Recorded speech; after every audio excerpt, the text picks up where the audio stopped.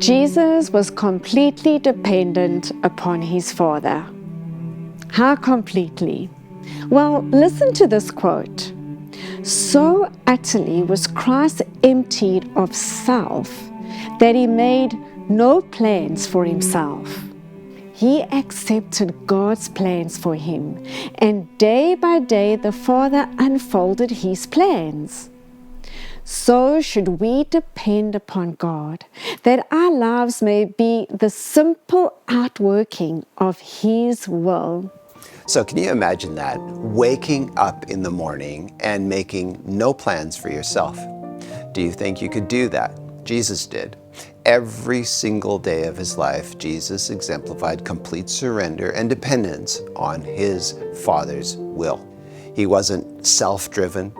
He made no plans for himself, focusing instead on God's unfolding daily plans for him. Jesus was so surrendered to his Father's will that he said, I can do nothing on my own.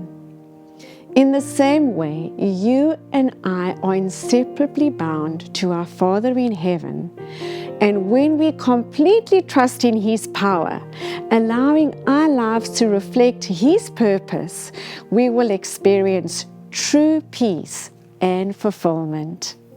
This might seem like an odd comment, but this kind of surrender makes me think of Moses, who followed God's precise blueprint in the building of the Old Testament sanctuary. God's work in your life arises from following his divine blueprint. What this means is that you, too, are called to be God's dwelling place, shaped by his Holy Spirit. By living according to God's divine pattern and surrendering your will to him, you will be guided safely to fulfill your appointed role in God's great plan.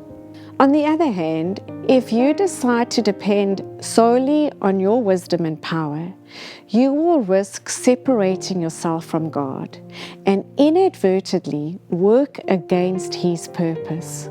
So let's strive to align with Jesus' example and become reflections of God's glorious pattern.